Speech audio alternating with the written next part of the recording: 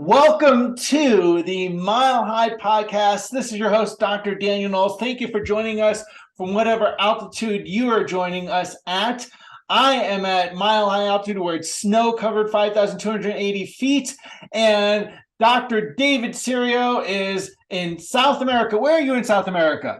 Buenos Aires, Argentina. Buenos Aires. What's the altitude? Basically sea level. Okay, I know they have mountains there.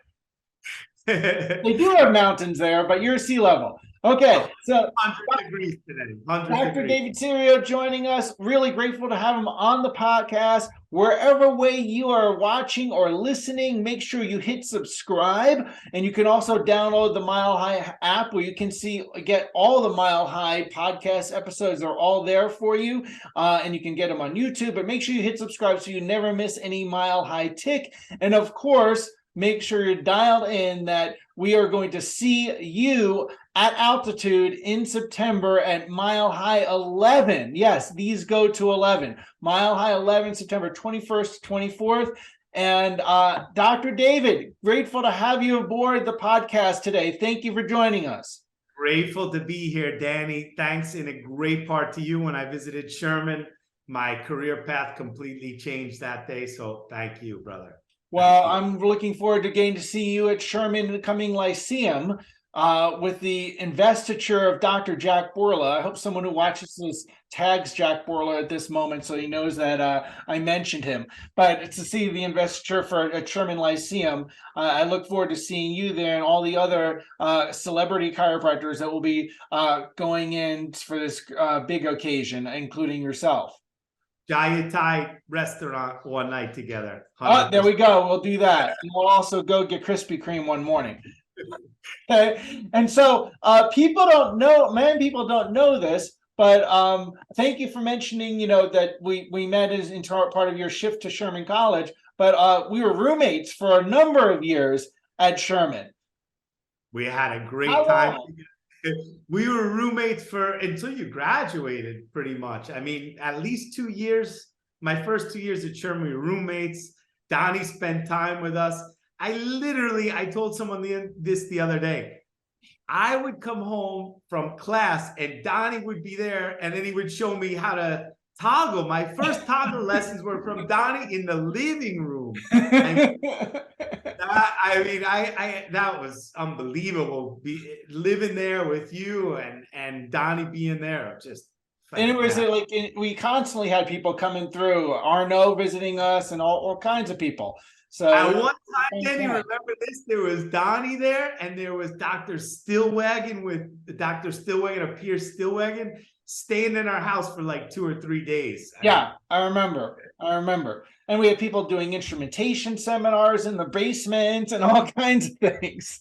So it was a incredible chiropractic experience, and also it was chiropractic, half chiropractic seminar and half party. Pretty much, you could say that was what it was.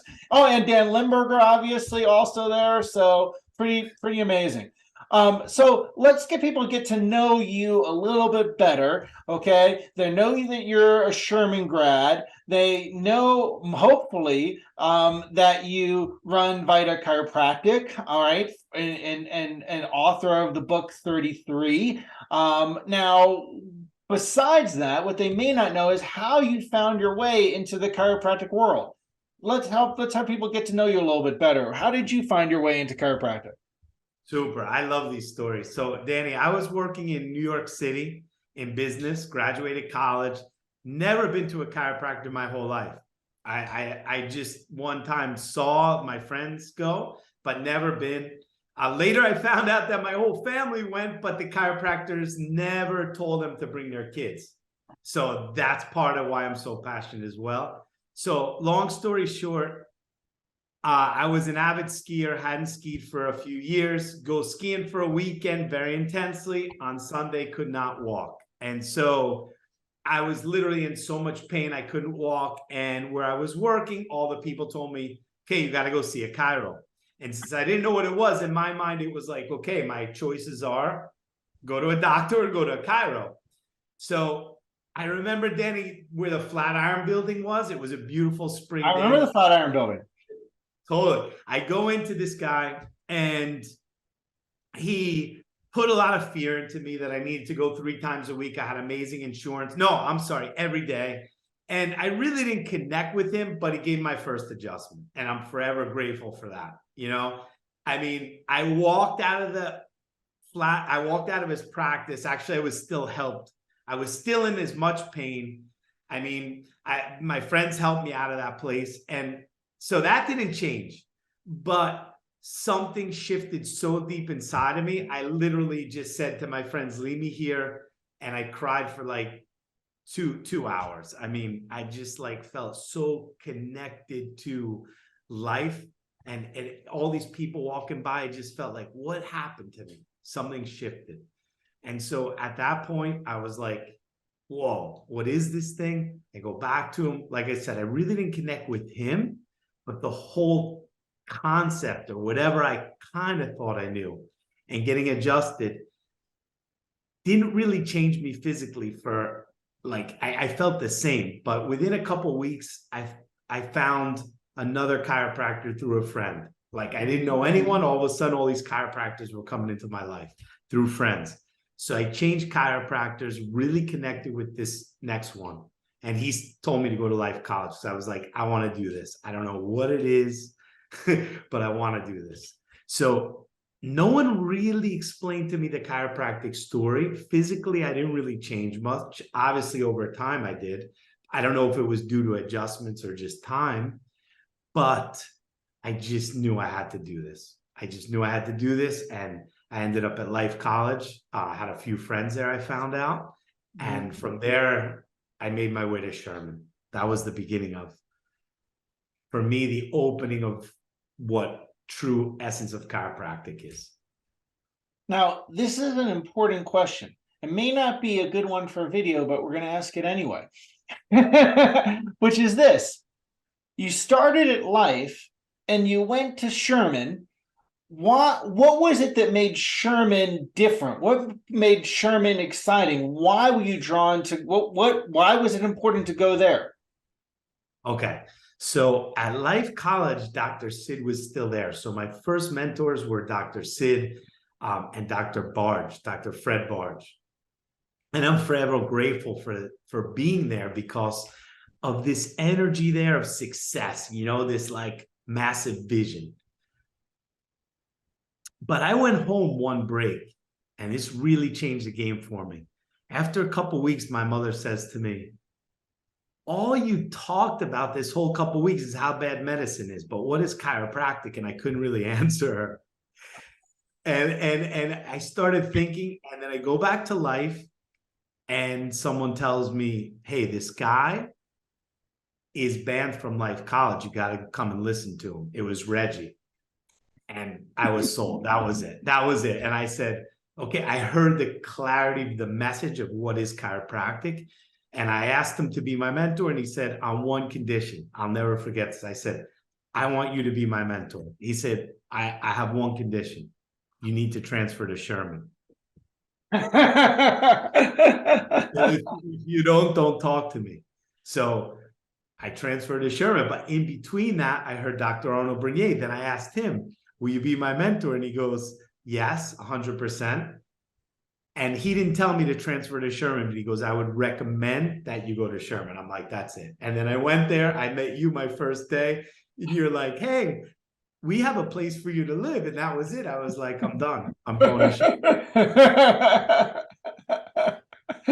Yeah. It was, hey, I was really grateful that I went down I just tagged along on a family trip, and I heard under the big top at Sherman, under the tent, I heard in one presentation, I sat there, I was like, okay, well, I'll listen to what these people have to say. And Tom Gilardi, Joe D'Onofrio Sr., Donnie Epstein, Arnaud Bernier, and Reggie Gold. I was like, how could you listen to those people and not become a chiropractor? By the time that was over, I was like, oh, crap, I'm going to chiropractic school. And then, whatever years later, Reggie Gold's at my office opening, which was amazing. If you remember that. I don't know if you remember that. Yes. Yes. So, yes. Yeah, which was phenomenal. So now you go down to Argentina and you basically start taking over. Is that basically what happened? Well, at the end of chiropractic school, I was gonna head out to Santa Fe, New Mexico. That was my plan. Mm. And about a week before I graduated, this guy from Life, I joined the Delta Sigma Chi fraternity. Well, he's at Sherman and he's from Argentina. He's just doing a tour with some people. And he says, what are you going to do? So long story short, I ended up visiting here and I thought, you know what? I'm young. I have my whole life ahead of me. Let me go on an adventure. And I came here on an adventure and it was really like I got run over by a Mack truck like every day for about 3 years. I mean, every imaginable challenge you can have, I had. Wow. And every single day, Danny, 5 times a day, I thought about coming back. Then people would come and visit me. My mother's like, what are you doing? And, you know, the country was in a bad shape, but I just saw that I had to stay. It just felt like I'm evolving, I'm learning, I'm growing everything I need to evolve. I'm getting hit with. So I just kept at it and built a huge practice and then started teaching other chiropractors. Now we have a network, a tribe in 5 countries. Well, very exciting. Very exciting. So tell us a little bit about Vida Chiropractic. So it was basically born out of, it wasn't really a vision that I had. It was kind of born out of people coming to me and asking me, hey, can I be part of this? Can you teach me? And I was resistant at first. Then I said, let me just open up to this possibility. And then I made some mistakes in the beginning of how I wanted to set it up. So I later set it up as a franchise system. So people come and they learn and we mentor them in all aspects of practice and other things like personal growth, communication. And it really, I started to refine the model and it's really refined now. So people just come word of mouth through the chiropractors on our team. And we've grown now in 3 years to over 55 people with assistants and chiros combined. And, you know, it's kind of like, I look at it like this, Danny. We have this architecture that every one of us practices within, but each practice is still a unique expression of that person. So it's like, if you go to one of us, you know what the essence of what you're going to get. So if I go from one country and I change practices, I'm going to get the same type of care, but with that unique flavor of that chiropractor. Excellent. Excellent. So how many offices now?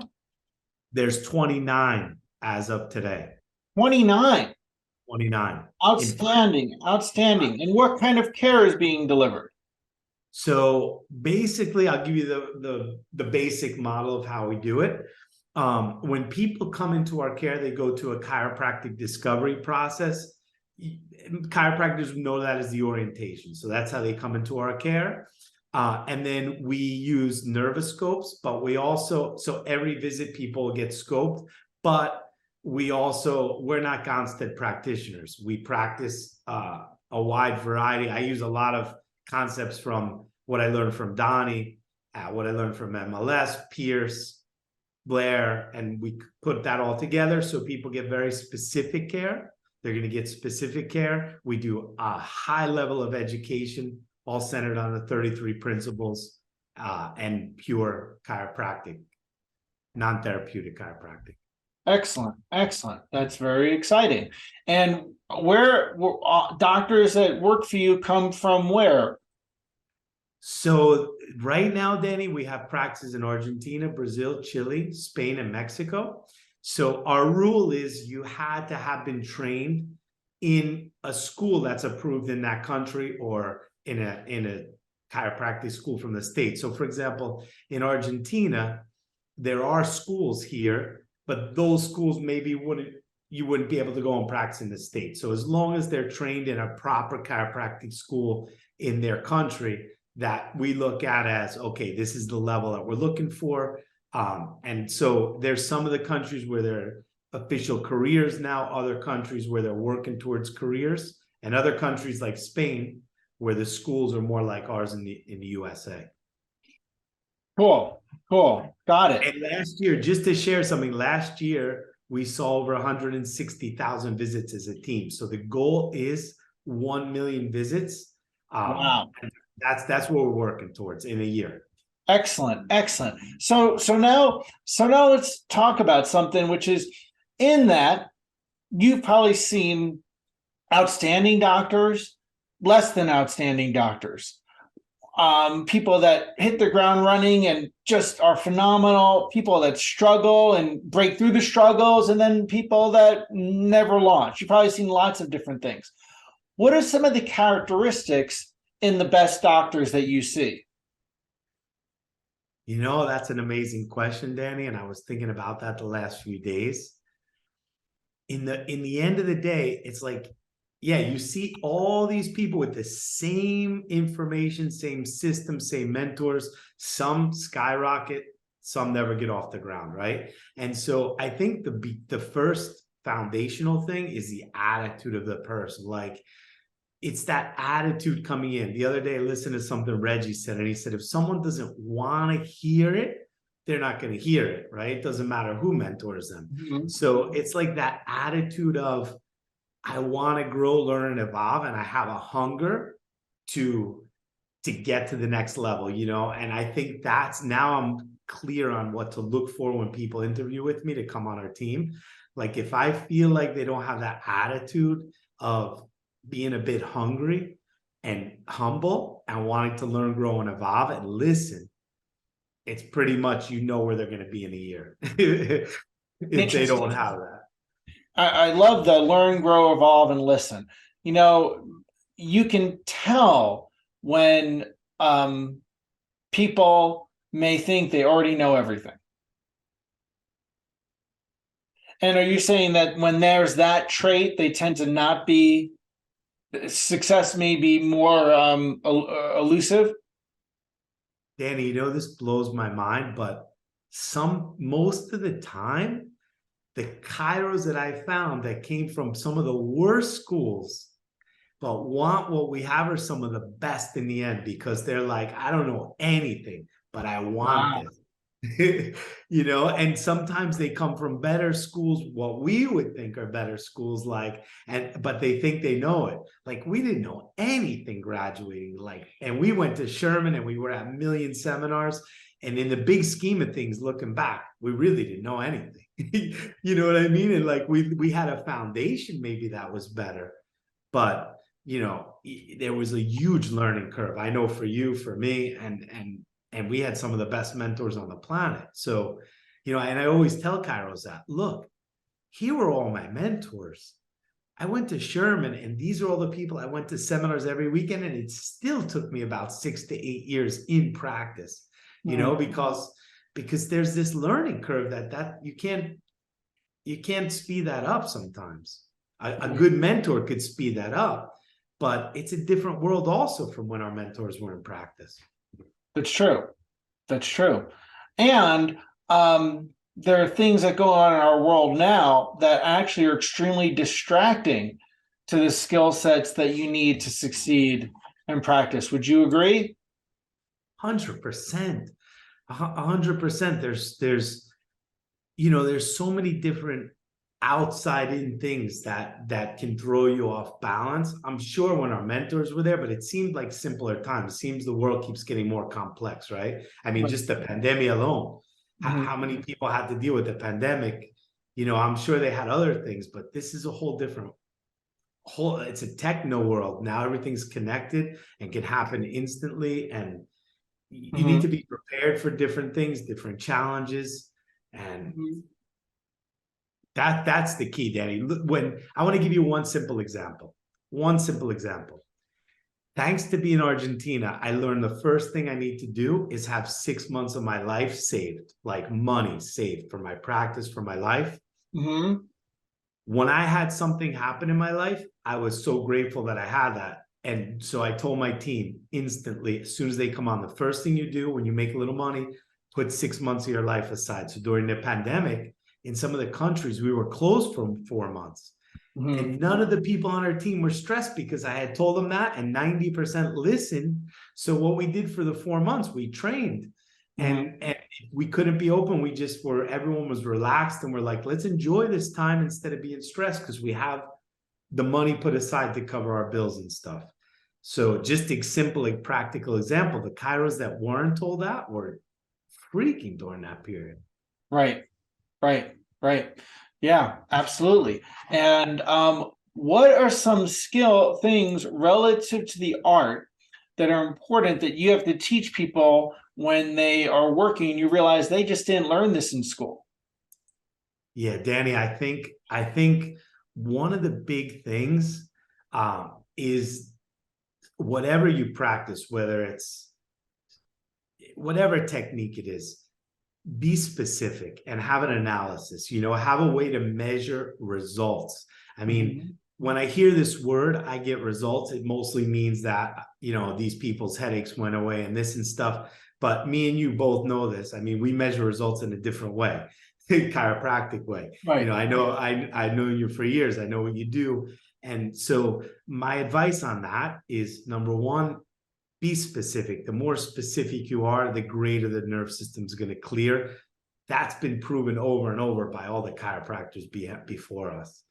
Number two, have a way to measure what you're doing, not just through subjective like symptoms, because that's not a measurement of if you're clearing the system in the end of the day or not. Yep. And do you find that very commonly people don't even learn any concept of that? 100%. And Danny, I think of it like this. If you think about karate, like how it's passed down, you're not going to be a black belt at karate unless you have a master showing you how to move, checking everything you're doing, every detail. I mean, you're just not going to learn it from a YouTube video. It's not how it works. And so for me, the biggest thing, Danny, is finding mentors that have reached mastery and technique and learning from them. That's the way this is really handed down, in my opinion. So what are some things that you consider qualities of mastery in the art that you've seen in others, you've seen in people when because mastery can be just an empty word if people don't really give it some teeth, right? So what are some things that you see as qualities of people that have mastery? Okay, that's a great question, Danny. So one that I thought about for a long time, I want to first say what I don't think it could be is like just watching someone, you go to these seminars and you're like, oh, look at how that guy moves bones or how she moves bones, or that doesn't mean anything to me. Like for me, mastery means like, Danny, show me what you're doing and the result, like show me how you're measuring what you're doing in terms of the vertebral subluxation.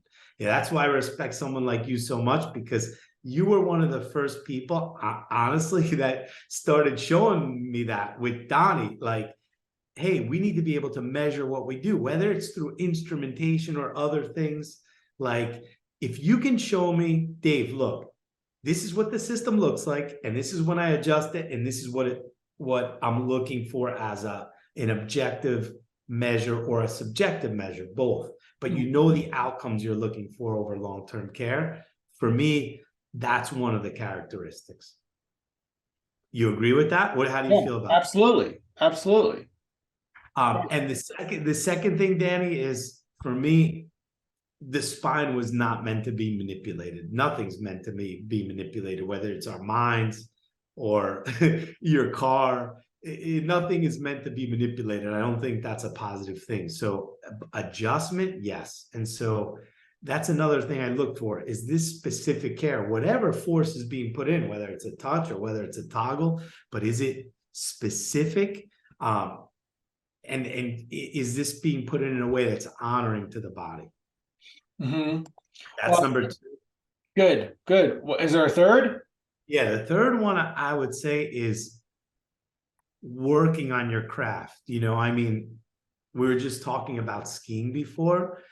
you're not going to be an expert at skiing if you're not doing it enough. I mean, you know what I mean? You ski once a month, you're not going to be as good as someone that's practicing every single day for hours and hours. So it's real easy today to go on social media and show yourself. But are you really doing the training that it takes? Visualizing the spine, practicing your toggles, seeing a lot of people. Who's going to get better? Someone that sees 50 people a week or someone that sees 300? If they have the same type of system, someone that sees 300, if they have the same criteria, this is more practice. Right.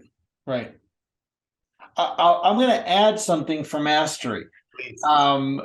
Because I had this conversation with Dr. Tom Gilardi, and people know Sherman as that it's about the philosophy, and that you learn the philosophy, and that's where Sherman often hangs its hat on. And it's known that we learn about the objective chiropractic, and the objective when you're carrying people. And I told Tom that I really think that's only half of what makes Sherman College unique. That's only half of what they represent, that there's something else that they represent that really isn't taught for the most part in any chiropractic school. Okay. Which is, it's not upper cervical, though it's part of upper cervical, because other places teach upper cervical, but very, very few places teach that relative to philosophy, science, and art, the subluxated, unhealthy, distressed spine and nerve system is static, and that the healthy, unsubluxated spine and nerve system is dynamic. That you're looking for a pattern, whatever type of pattern, that you're looking for a pattern, intervening and seeing that the system has come out of a pattern. That concept, you don't learn that, as far as I know, in pretty much any chiropractic school other than Sherman. And that's the listen to this. This is an important point, Danny. Right? Super important. You know what, Danny? When something can be in front of your face, I never thought about that. But you are, as a matter of fact, Danny, I think it's more based on that. Even though the philosophy is really strong, that is one of the most crucial things that we both learned going through Sherman. Amazing. And I don't think other schools learn that as analysis at all. No, not at all. Not at all. And that's vital to what makes something, because you said a spine's not supposed to be manipulated. That's what makes it not a manipulation. Totally. And honoring, like, remember when we were in the Sherman Health Center, like, you would see other students adjusting, and it was so honoring how we were taught to approach the spine and all of that. And you're right, Sherman really doesn't promote themselves as the technique masters, or the technique, like that energy of the technique that you just explained. That's a huge point, crucial point. It's a crucial thing. And I was talking to Tom, I said, that's what makes Sherman unique. It's an expression of the philosophy, because your analysis, your art, is an expression of philosophy. And without as discerning that the person's nerve system is static or dynamic, and it's in pattern or not. And that doesn't mean you're using thermography, because there's all kinds of ways to look for pattern. But you want to see that, is this person, this person on the table, this spine that's on the table, that they're not stuck, that their nerve system is not, that it's dynamic, and that after you intervene with a chiropractic force application, whether it be a toughness or a Gonstead or whatever it is, that you're seeing indicators that the system is towards more dynamic. Otherwise, you don't know that you've actually delivered a chiropractic adjustment. And I don't think chiropractic schools learn that at all other than Sherman. Amazing point. Amazing point. It's literally this whole weekend, past weekend, we had a training. That's what we talked about the entire weekend. It's like, it's almost like, I used to talk to Arnold a lot about this. Arnold Bernier is like, we have this amazing philosophy, but in our profession today, very few can deliver on that. And that's a huge thing that holds us back, I think, besides confusing the public with what it is we do and we do not do. But imagine if every chiropractor could deliver on the philosophy. I mean, we would be seeing 90% of the population instead of 8% or whatever. I mean, and if we educated them, obviously. Right. And people would know why they're seeing you and what separates them, versus that they think that care is about the fact that they heard something pop, or that they, felt something go away, or they can move better. And nothing against someone doing an osseous approach. It's just that you want to see that as an outcome, that the nerve system is more dynamic from the way you intervened. Otherwise, is it really an adjustment? And that's vital to understand. Yeah, and it's the chiropractic schools. I mean, the whole point of our research should be focused 100% on that. How do we find, what does it mean when someone's subluxated, when they're not subluxated? How do we find a subluxation, instead of like, okay, we're doing research for medical conditions. The majority are based on medical conditions, which is like it's away from the source. I really believe we need to do more research on the source of this to take us to the next level. Like BJ was doing at his time. Right.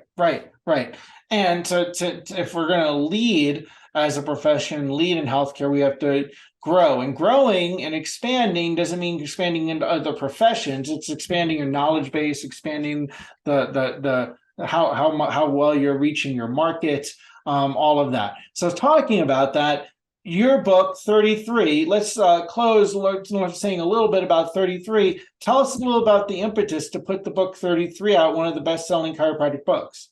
Well, first, thank you and Rochelle for writing in there. It really was the brainchild of my wife, Danny. She was like, hey, I have an idea for a book. And she gave me the idea and I ran with it. I thought it was a great idea, and I wanted to just bring a lot of different voices in chiropractic together, just to add a lot of color and flavor. And so that's how it came about. It didn't come about to be like this perfect philosophy book. It came about to get people a little more inspired in the philosophy. And what I found, Danny, over the course of time, the biggest impact it had was on a lot of chiropractors that were really, really lost. But to pick up Stevenson's was like too much for them. And so this was kind of like, it ended up being a bridge, I saw, into other, maybe more deep books, like some Simon books or Rob Sinop books or Strauss books. But it kind of was like this bridge because it was so simple and had so many different people right in there. So that wasn't my main intention, but that's what ended up happening. And I still get a lot of people sending messages from all around the world like, hey, this book was awesome. It's really practical.